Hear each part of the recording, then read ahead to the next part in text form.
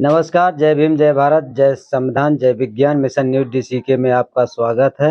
Camera person Jully Bharti के साथ मैं दिनेश चंद्र कुशवाहा।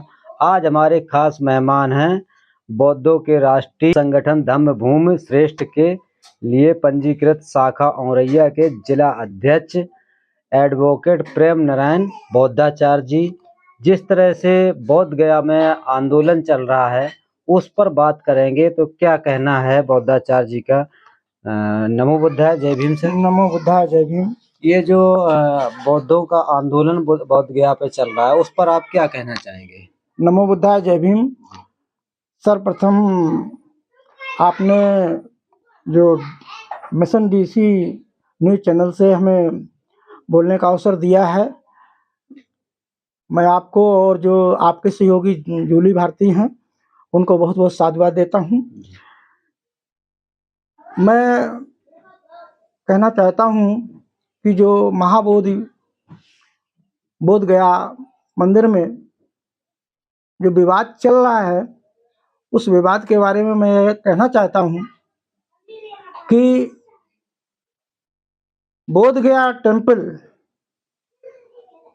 वास्तविकता तो ये है कि जब 7वीं सदी में हमारे देश में फाहियान हैंसांग जैसे विद्वान चीनी यात्री आए, उन्होंने यहाँ पर विस्तृत रूप से बुद्ध के महाविद्यालयों को स्थापित देखा,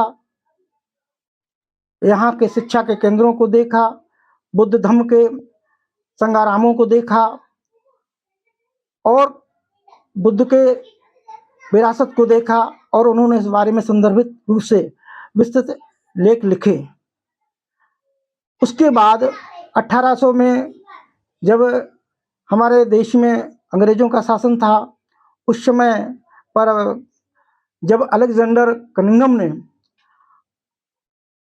विस्तृत रूप से बहुत जगह पुरातत्व शोध के तरीके से खुदाई करवाई तो पाया कि यहाँ पर जो है बुद्ध का देश है, बुद्ध की विरासत है। तब उस समय भी मतलब ये प्रमाणित किया उन्होंने कि मतलब जो है बुद्ध के टेम्पल हैं और बुद्ध ही विरासत में है। ये देश बुद्ध परंपरा से आच्छादित है, जिसके लिए बाद में यहाँ तक कि स्पष्ट लिखा गया कि ये बौद्ध ही विरासत है, बोध गया का टेम्पल भी पाया गया। तो तभी से संघर्ष चल रहा है और होता ये है कि इस देश में जातिवाद और ब्राह्मणवाद के वर्चस्व की वजह से उस टेम्पल पर आधिपत्य किया गया। जब हमारे देश में 1949 में बीटी एक्ट लाया गया तो नेहरू की कार्यकाल की बात थी। उस समय उस एक्ट के अंतर्गत 4 जो है बौद्ध भिक्षुओं को उसमें सदस्य बनाया गया, 4 उसमें ब्राह्मणों को उच्च पदों पर रखा गया और कलेक्टर जो उस जिले का होता था उसको मतलब जो है स्थापित करके उस पर पूरा चार्ज दिया गया। ऐसी तरह से बहुसंख्यक के तौर पर उनको रखा गया। कुल मिलाकर के एक तरह से उनका वर्चस्व हो गया और वो उसी पर स्थापित हो गए। बीटी एक्ट में सारे अधिकार और पावर्स उन्हीं के पास हैं जो आज तक चलते आ रहे हैं, जबकि देखा ये जा रहा है कि ये वहाँ पर जो ब्राह्मण जो पंडित पुजारी बैठे हुए हैं वो उसको परिवर्तित कर रहे हैं महाबोधि विहार को, और टेम्पल में भी मतलब जो है दखलंदाजी किए हुए हैं। वहाँ बौद्धों का कोई मतलब सरोकार एक तरह से नगण्य है। तो हमारी मांग ये है कि हमारे बौद्ध भिक्षु हैं उनको वो जो है टेम्पल सौंपा जाए, उसको इस देश के जो मनवादी लोग हैं जो उस पर कब्जा किए हुए लोग हैं, अन्य धर्म के लोग जो कब्जा किए हैं उनको वहाँ से हटाया जाए और बौद्धों को ही उस टेम्पल का उत्तराधिकारी बौद्ध भिक्षुओं को दिया जाए। वो विरासत बौद्धों की है। वैसे तो कहा जाता है कि प्रधानमंत्री जहाँ भी जाते हैं हमारे देश के, वो जी कहते हैं कि हम तथागत बुद्ध के देश से आए हैं और बुद्ध का नाम लेते हैं। बुद्ध के नाम से ही बहुत सारी सुविधाएं भी विदेशों से सहयोग के तौर पर मिलती हैं, लेकिन जब इस देश में बुद्धों की मतलब जो एक विरासत है उसे बुद्धों को नहीं दी जाती है तो एक बड़ा चिंतनीय विषय है। मैं यही मांग करता हूँ राष्ट्रपति महोदय से, माननीय जो है प्रधानमंत्री जी से, कि बौद्धों की विरासत को उनको सौंपा जाए, क्योंकि जिस तरह से किसी अन्य धर्म के उसमें कोई दूसरा लोग हस्तक्षेप नहीं करता है, चाहे वो हिंदुओं का हो, चाहे वो सिखों का हो, चाहे वो जैनियों का हो, चाहे वो पारसियों का हो, चाहे वो ईसाइयों का हो, उन पर उनके ही मतलब जो पदाधिकारी हैं, उनके ही जो नुमाइंदे हैं, जो उनको संचालित कर रहे हैं, उनके ही गुरु हैं, वो लोग उनको देखते हैं।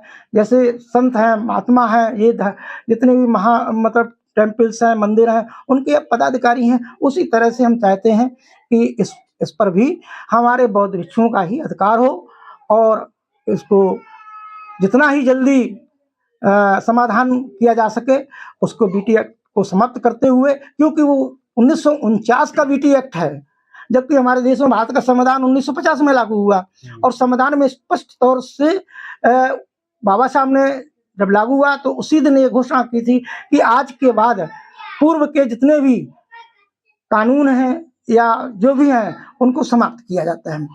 तो फिर ये कैसे बच गया? तो ये बच गया इसलिए कि वो उनकी ये सोची समझी सियासत थी कि आगे चल करके जिससे करोड़ों की आमदनी होगी प्रतिदिन, या जो बौद्ध विरासत है उसको किसी तरह से हम लेकर के उसको डिस्टर्ब कर देंगे, क्योंकि उन्होंने इस देश में जितने भी जहाँ खोदोगे वहां बुद्ध मिलेंगे, ये हकीकत है, क्योंकि बौद्धों का ही देश है। बुद्ध सम्राट अशोक ने मतलब इतना विस्तृत तौर पर पूरे मध्य एशिया में, भारत ही नहीं पूरे मध्य एशिया में बुद्ध का धम्म का इतना प्रचार किया था और इतने शिलालेख और इतने मतलब स्तूपों का निर्माण किया था और टेम्पल्स भी जो है उन्होंने उनके बाद के राजाओं शासकों ने बनवाए। तो ये उनकी विरासत है, बौद्धों की विरासत है, बौद्धों को लौटानी चाहिए। और आज उस पर हम यही मांग करते हैं कि हमारी उस विरासत को बौद्धों को लौटा दिया जाए, क्योंकि बौद्धों के पास मात्र बौद्धों के ही तीर्थ स्थल हैं जिन पर जाकर के वो अपना जो है वंदना और आराधना और उनके आदर्शों को मान करके उनकी विचारधारा को आगे बढ़ाने का काम करते हैं। उनकी आस्था का विषय है। अगर राम मंदिर में हिंदुओं की आस्था है, सिख धर्म में सिखों की आस्था है, उनके भी टेम्पल्स हैं, ईसाइयों में गिरजाघर में से आस्था रखते हैं, तो हम लोग भी बौद्ध होने के नाते हम लोग भी बौद्ध धर्म में आस्था रखते हैं। इसलिए हमारी मांग है कि हमारा जो है बोध गया का महाबोधि विहार हम लोगों को मुक्त करके दिया जाए। अन्यथा की स्थिति में देश में जो आंदोलन बड़ी तेजी के साथ हो रहा है वो कहीं ना कहीं आगे बढ़ेगा और आने वाले समय में सरकार को कहीं ना कहीं इस आंदोलन में झुकना पड़ेगा और फिर बाद में उनको देना भी पड़ेगा। चलिए, हमसे बात करने के लिए आपका बहुत बहुत धन्यवाद, साधुवाद। इसी के साथ इस वीडियो को समाप्त करते हैं। जय भीम, जय भारत, जय संविधान।